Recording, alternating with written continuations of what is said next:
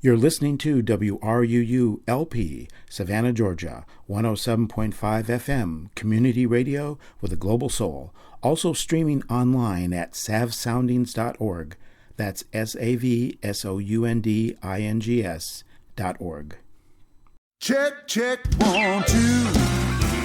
Look like a little country. Some rock and roll and blues. 'Cause we sure love playing for good people like you. Let me know if you can hear me. Check, check, 1, 2. Welcome to Music Local and Sustainable, the radio show that features discussions with and the music of local musicians. I am your host, Dave Lake. Welcome to tonight's edition of Music Local and Sustainable. We are on the stage of the Fine Arts Auditorium at Armstrong State University with tonight's guest musician, Benjamin Warsaw, seated at the concert grand piano. Ben is a concert pianist, a composer, and music educator. He is an assistant professor of music in the Department of Art, Music, and Theater at Armstrong. Welcome to Music, Local, and Sustainable, Benjamin Warsaw. Thank you for having me, Dave. First, how did you become interested in being a pianist? I started playing piano when I was 7. Actually, I started playing Casio keyboard when I was 7.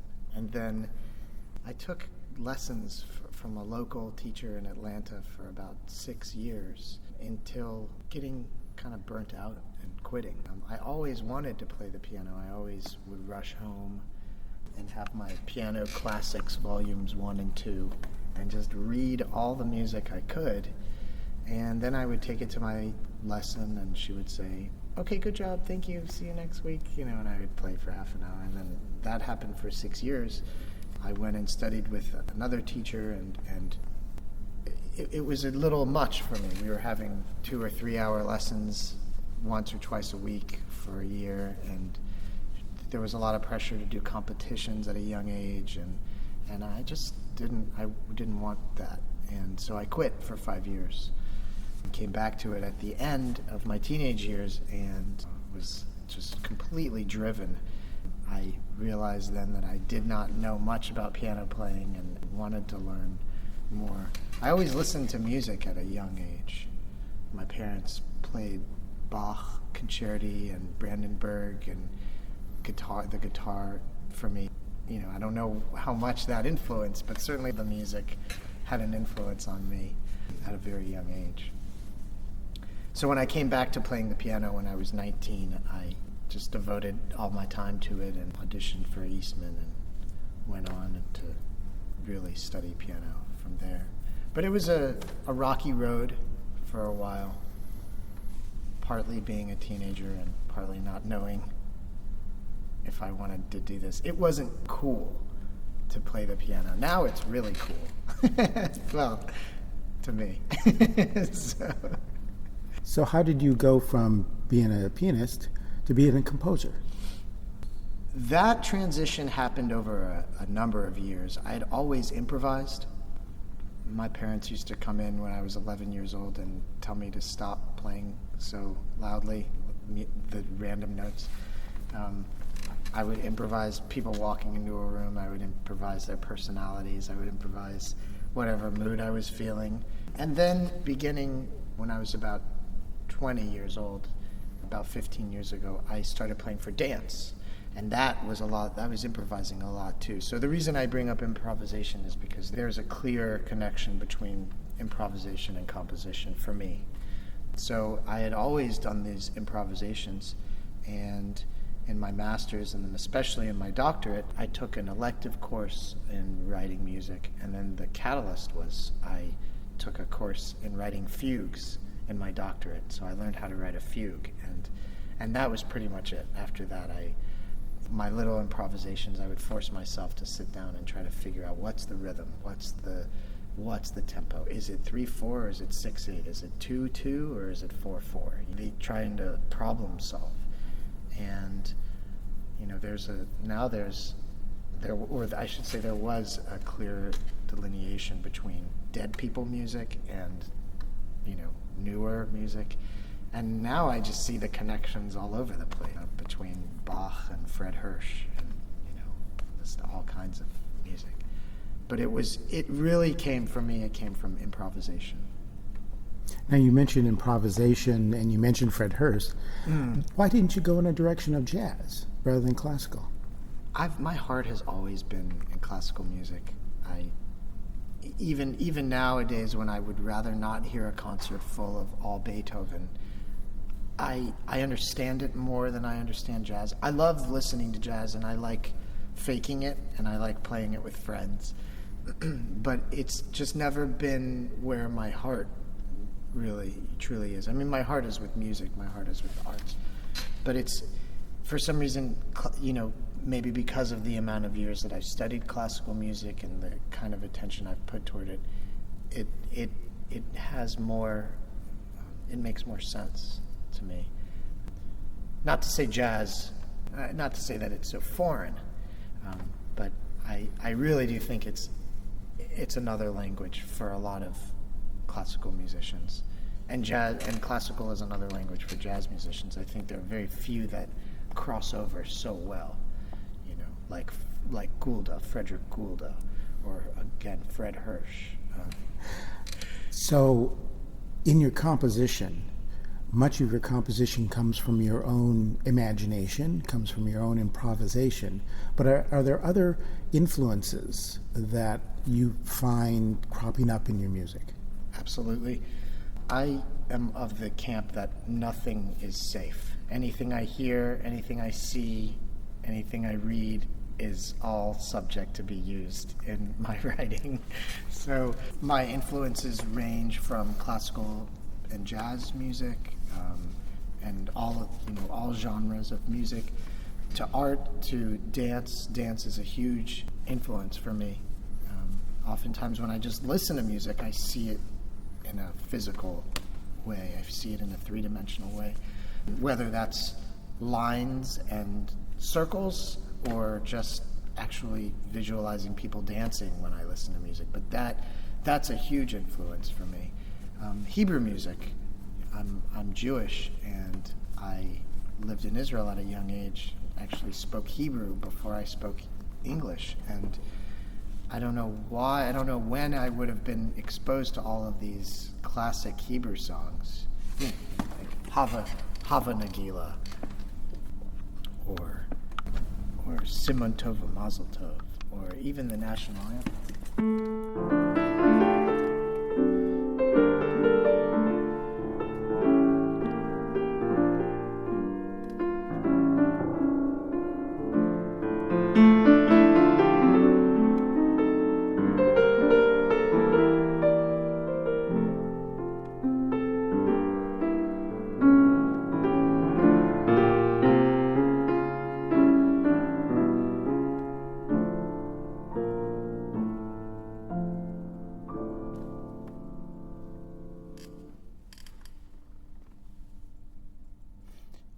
So, could you give us an example of your composition and how Hebrew music fits in? Well, there's some pieces that I write that I actually steal the melody from a Hebrew song. There's some pieces that I write that they come to me after maybe an hour or half an hour of improvising on Hebrew tunes, and then I'll start improvising my own melodies, and I'll try to find a Yiddishkeit melody. There's of course the famous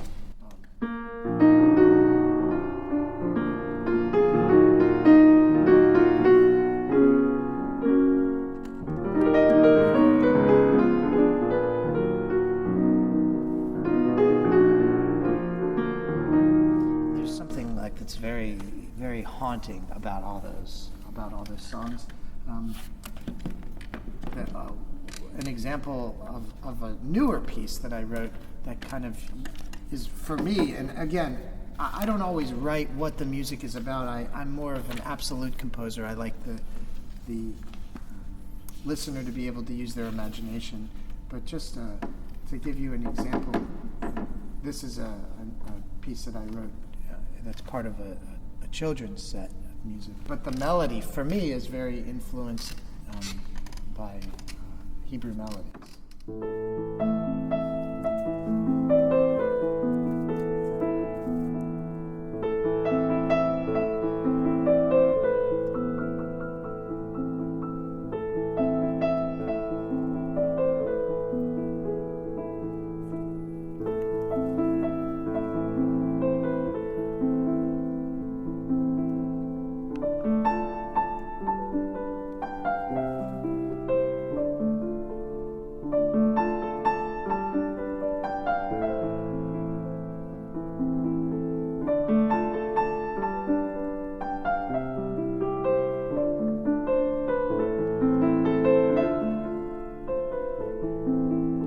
You can almost hear someone going, you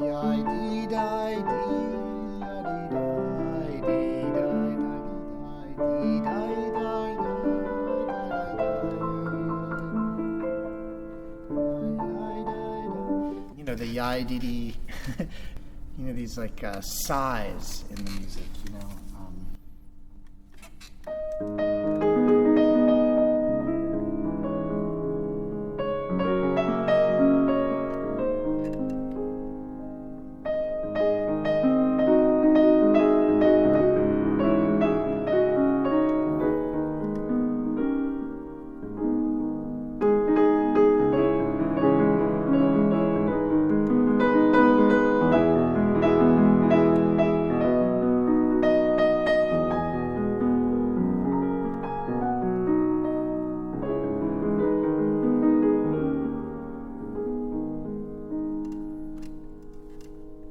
So it has that built-in sadness that the melody carries with it, and so I try to bring that. I don't even know if it's I try to. It just comes out in some of my music, and as I said, some of the music I actually use the melody of a Hebrew song in my 24 preludes. A couple of them I just stole a melody from the Hebrew. One of them I stole 3 melodies, and I won't play the whole thing, but just to give you an example, this.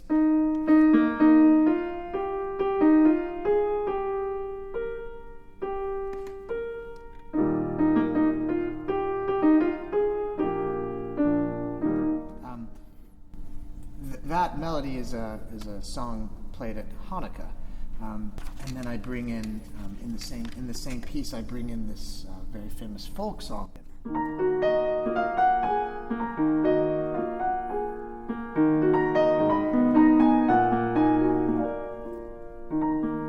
You've probably heard that before. Dona, dona, dona, dona, dona, dona, dona.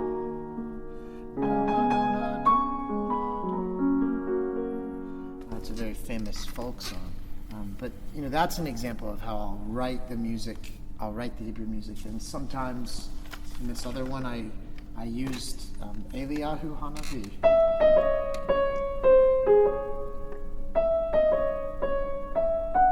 And then the harmonies are, you know, very jazz-like and thick.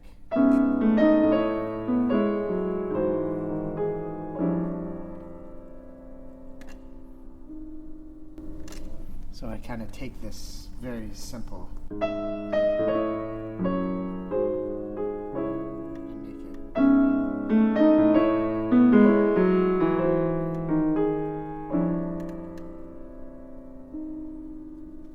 And give it a whole different meaning, but it's still this song about a prophet coming, and you know, one day this world will be full of peace. Could we do one of those preludes?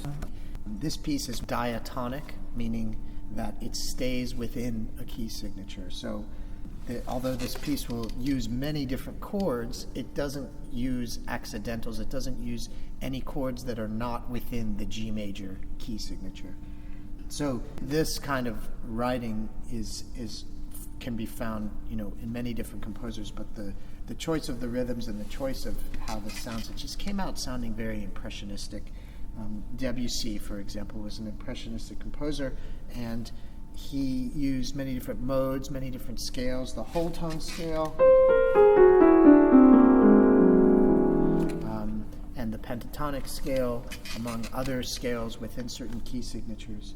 So, as I said, I didn't have Debussy in mind when I wrote this piece, but I would certainly say that he is one of my influences, even when I don't mean to write like a certain composer. Sometimes it just comes out.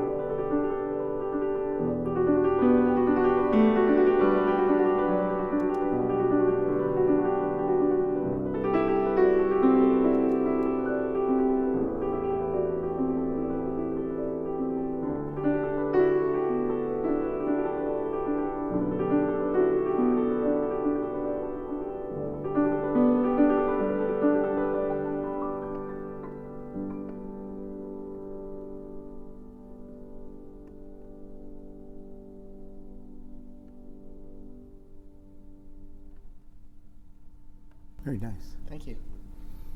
Of course, there's the influence of Chopin.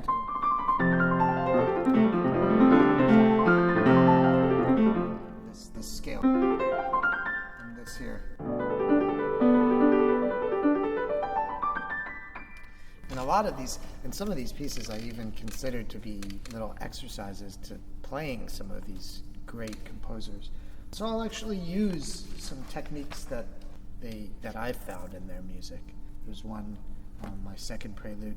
I really play around with the absence of bar lines and the whole idea about timing, which if you look at some of Satie's music, you see that he started to play around with also these absence of bar lines, and we can still be in a certain meter, but it doesn't have to be so strict. It can more, we can think of phrasings as going way over the bar lines, and when we eliminate those bar lines, it's more of like a canvas, with art rather than strict. We play these two notes in these measures and these two notes.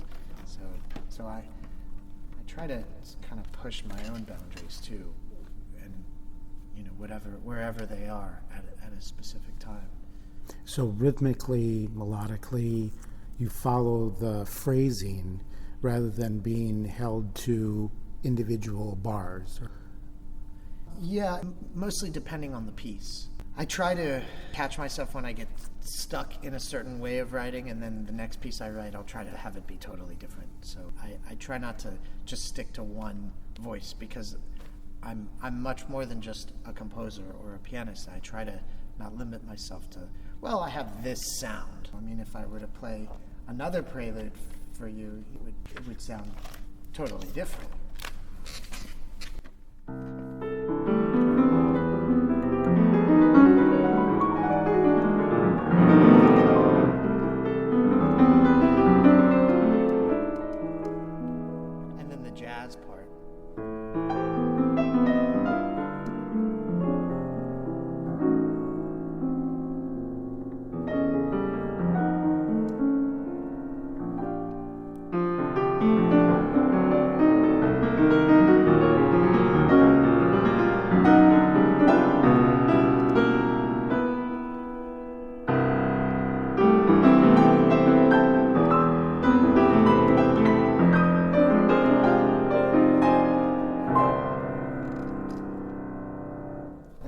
Those have influences of Chopin and Scriabin for their first two C major preludes too.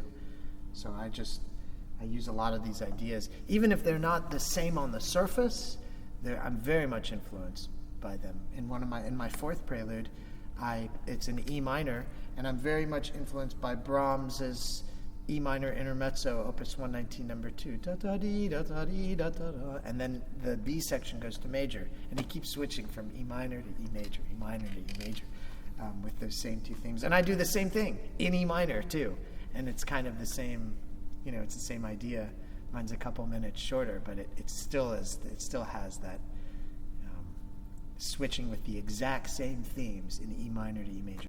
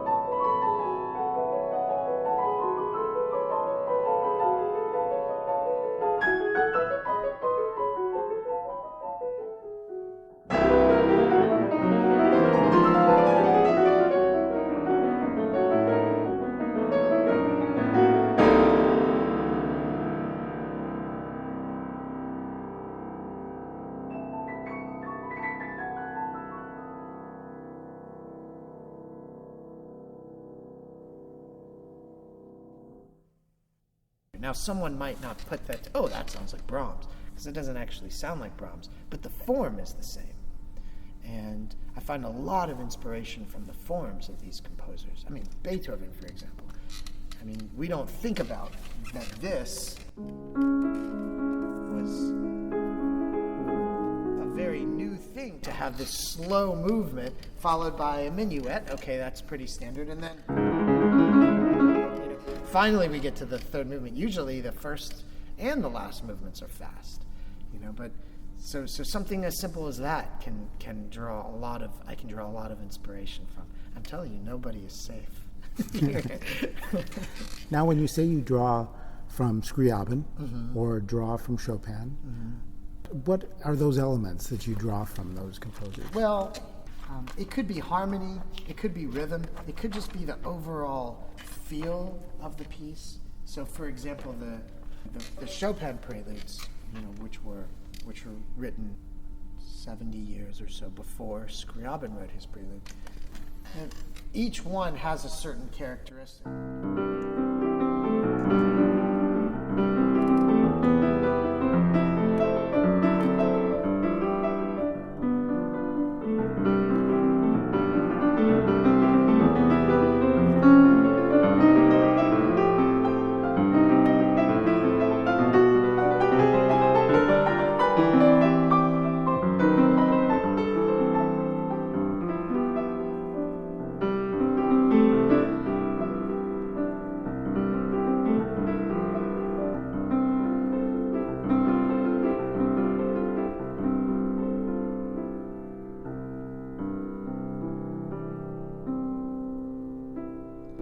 And to me, just even the end. And this melody. I mean, I see connections there. Maybe they're not, from this melody to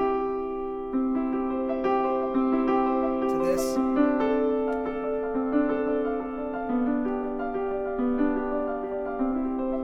And then I hear the same thing when Chopin did.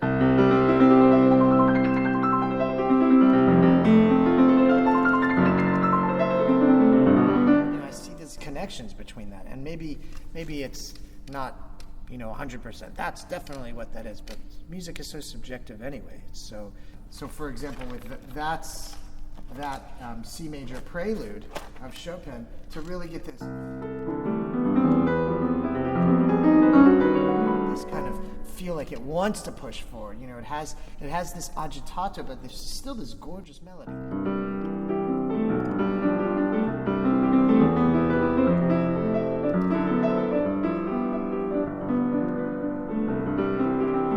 And Scriabin does the same thing in his C major prelude in Opus 11. It really wants to push forward.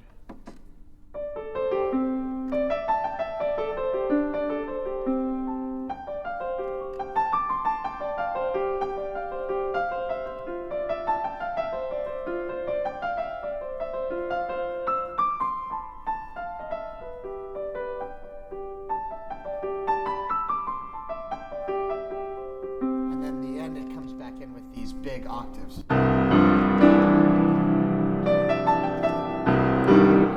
I do the same thing when I bring back, to kind of to build it. So it's not verbatim. I don't go verbatim. There's only one piece that I can think of that I actually quoted a Chopin ballade in, and I used the same notes and added some things. But it's mostly either maybe the idea of the feel of it that it pushes forward, or the harmonies, kind of extended harmonies.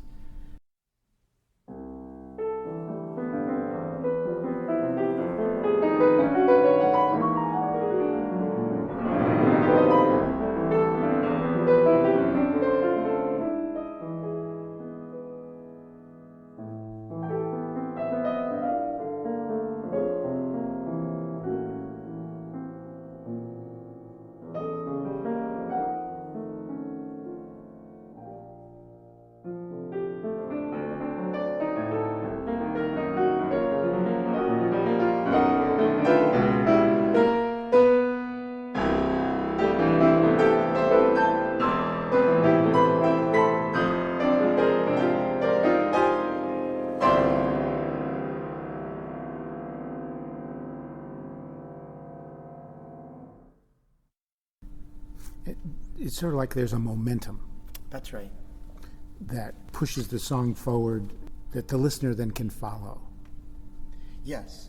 Yeah. And they might not be able to say, you were ripping off Chopin or Scriabin there, but they definitely could notice that, hey, that kind of sounds like Gershwin, or that kind of sounds like, so and so.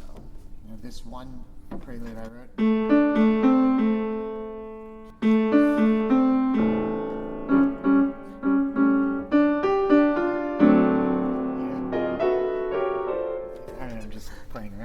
It's that melody. We've heard that before, and people say, oh, that's Bad to the Bone, or that's George Gershwin, that's the same. It's just basically a 1, 4, and back to a 1, and then a 5, back to a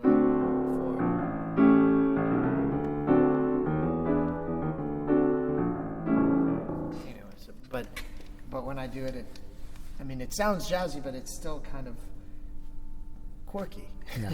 Where you think of, say, Gershwin as being a little syncopated, that more jazzier style, where Chopin, you don't think of syncopation per se. You think of those long flowing lines, those multiple octaves. And there's and although it all exists in Chopin, of course there's syncopation in Chopin, but for some reason we're able to kind of dumb down these composers to say, Scriabin is a mysticist, and Chopin he excelled at his nocturnes and his mazurkas, and Bach. We think of Bach when we think of cantatas and church music, but they were so much more.